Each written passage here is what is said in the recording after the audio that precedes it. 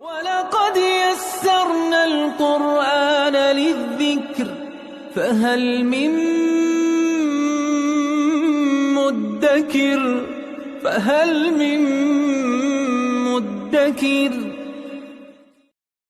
اعوذ باللہ من الشیطان الرجیم بسم اللہ الرحمن الرحیم الحمد للہ رب العالمین وصلی اللہ علی سیدنا و نبینا ابی القاسم المصطفى محمد وعلى آلہ الطیبین الطاہرین المعصومین اما بعد اعوذ باللہ من الشیطان الرجیم بسم اللہ الرحمن الرحیم وَإِذْ آتَيْنَا مُوسَى الْكِتَابَ وَالْفُرْقَانَ لَعَلَّكُمْ تَهْتَدُونَ صدق اللہ العلی العظیم۔ سورہ بقرہ کی جن آیات پہ یہ سلسلہ پہنچا ہے، اس میں پروردگار کے بنی اسرائیل پہ کیے گئے احسانات اور ان نعمتوں اور احسانات کے بدلے میں جو بنی اسرائیل کا رد عمل تھا، جو ان کا ریئیکشن تھا، اس کو ان آیات میں بیان کیا ہے۔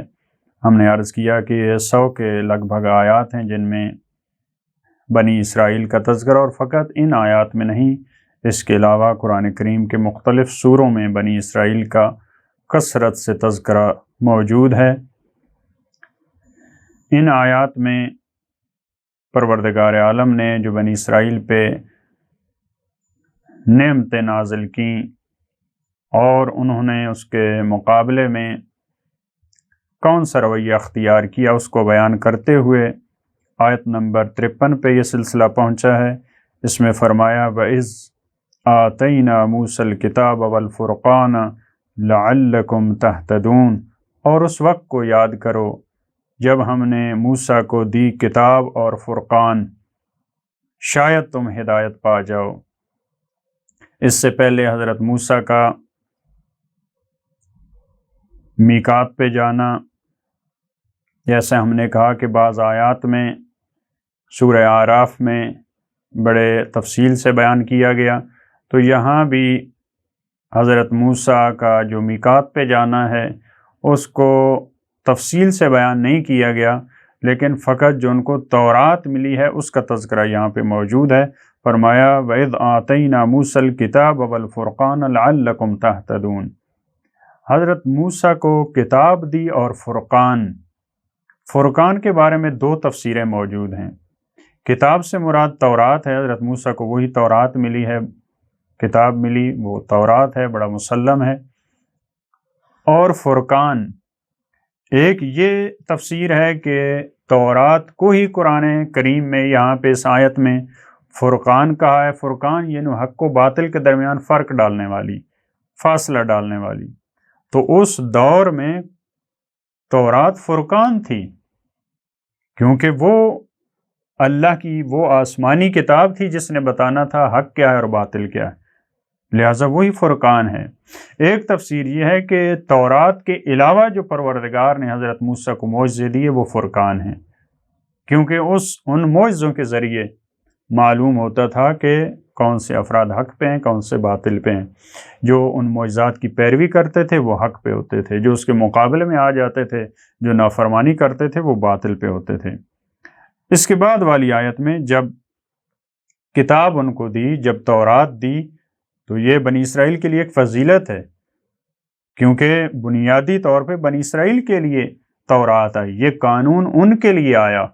جب حضرت موسیٰ ان کو لے کے گئے تو اب ظاہر ان کو شریعت کی ضرورت ہے، قانون کی ضرورت ہے، تاکہ الہی شریعت کے مطابق زندگی گزاریں، لہٰذا یہ فضیلت ہے۔ اس کے بعد والی آیات میں اب اس کو معتدل کرنے کے لیے، تاکہ اور یہ بتانے کے لیے انہوں نے کیا کیا، وَإِذْ قَالَ مُوسَىٰ لِقَوْمِهِ يَا قَوْمِ إِنَّكُمْ ظَلَمْتُمْ أَنفُسَكُمْ، اور اس وقت کو یاد کرو جب حضرت موسیٰ نے اپنی قوم سے یہ کہا، اے میری قوم، یقیناً تم نے اپنے نفسوں پہ ظلم کیا۔ کیسے انہوں نے اپنی نفسوں پہ ظلم کیا؟ بِاتِّخَاذِكُمُ الْعِجْلَ، گوسالے کی پرستش کے ذریعے، اس کو الہ بنا کر، اس کو معبود بنا کر۔ اس کا جو تفصیلی تذکرہ ہے سورہ اعراف، سورہ طٰہٰ، دوسرے سوروں میں موجود ہے کہ حضرت موسیٰ جب میقات پہ گئے، حضرت ہارون کو اپنا خلیفہ بنا کے گئے ہیں۔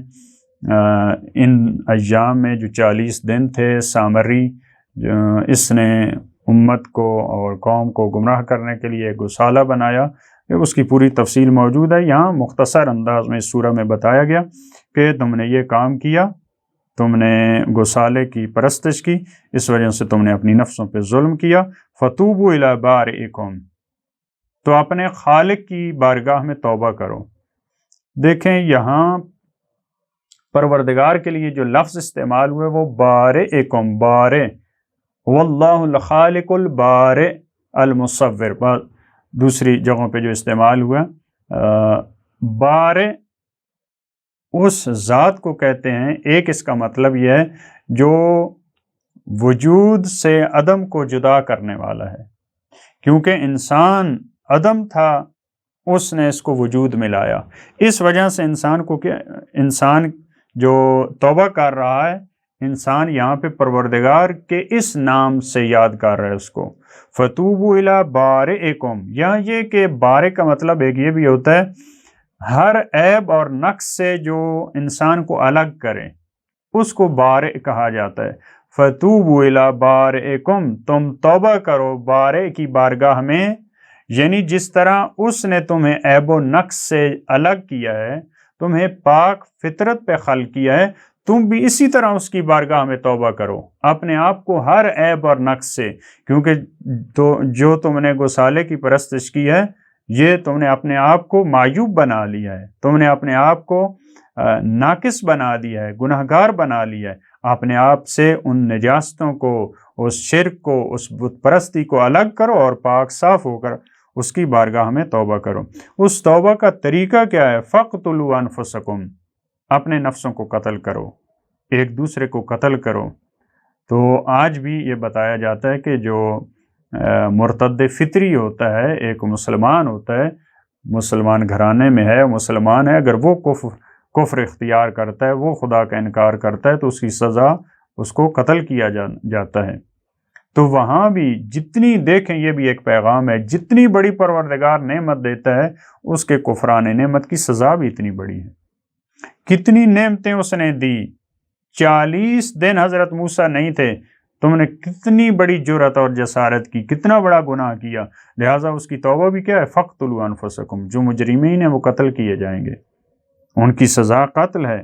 ذَلِكُمْ خَيْرٌ لَكُمْ عِنْدَ بَارِئِكُمْ، تمہارے بارئ کے نزدیک، تمہیں عیب و نقص سے الگ کرنے والے یا تمہارے خالق کے نزدیک یہ بہتر ہے۔ یعنی پروردگار کے احکامات پہ عمل کرنا انسان کے حق میں بہتر ہے، چاہے وہ انسان کا ہاتھ ہی کیوں نہ کاٹا جائے، چاہے انسان کو قتل ہی کیوں نہ کیا جائے۔ جب پروردگار کے فرمان کی اطاعت میں کوئی حکم لاگو ہوتا ہے، خیر لکم، وہ انسان کے لیے بہتر ہوتا ہے۔ فتاب علیکم، تو اس نے بھی تمہاری توبہ قبول کی۔ اور یہ موجود ہے تفاسیر میں، جب انہوں نے ایک حد تک ان لوگوں کو قتل کیا جو شرک کے مرتکب ہوئے تھے، تو پروردگار نے حضرت موسیٰ کو وحی کی کہ اب ان کی توبہ قبول ہو چکی ہے۔ البتہ بعض نے کہا کہ یہ ایک امتحانی امر تھا، جیسے حضرت ابراہیم کو حکم ہوا تھا کہ اپنے بیٹے کی گردن پہ چھری چلائیں، لیکن آمادہ ہوئے تو پروردگار نے فرمایا قد صدقت الرؤیا، ابھی ذبح کرنے کی ضرورت نہیں ہے۔ یہ بھی اسی طرح سے تھا۔ انہ هو التواب الرحیم، یقیناً وہ بہت بڑا توبہ قبول کرنے والا ہے اور وہ بہت بڑا رحم کرنے والا ہے۔ دیکھیں کیونکہ یہاں پہ ان کی توبہ کا تذکرہ ہے، فتاب علیکم، دیکھیں یہ بہت خوبصورت ہے۔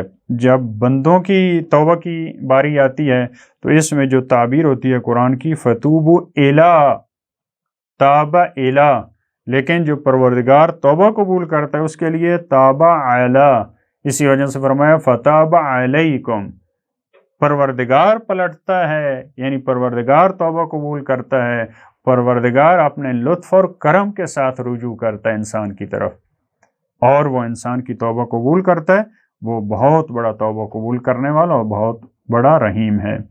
یہ ہمارے لیے بھی درس ہے کہ اگر ہم سے کوئی خطا ہو جاتی ہے، کوئی غلطی ہو جاتی ہے، تو ہمیں بھی فوری طور پہ بارگاہ پروردگار میں توبہ قبول کرنی چاہیے، اور وہ یقیناً توبہ قبول کرنے والا ہے۔ حضرت آدم کی داستان اور اس قصے میں بھی ہمارے لیے یہی درس تھا، جب ان کے بارے میں تھا کہ انہوں نے اپنے نفسوں پہ ظلم کیا تو پروردگار نے ان کی توبہ قبول کی، فَتَلَقَّى آدَمُ مِن رَبِّهِ كَلِمَاتٍ، وہاں بھی تھا کہ پروردگار نے ان کی توبہ قبول کی۔ ابھی یہ دوسری داستان بنی اسرائیل کی، ان سے بھی جب غلطی ہوئی، یہ بشریت کے لیے ایک درس ہے کہ اگر تم سے غلطی اور خطا ہو جاتی ہے تو تمہیں بارگاہ پروردگار میں حقیقی انداز میں توبہ کرنی چاہیے۔ اللہم صل علی محمد و آل محمد۔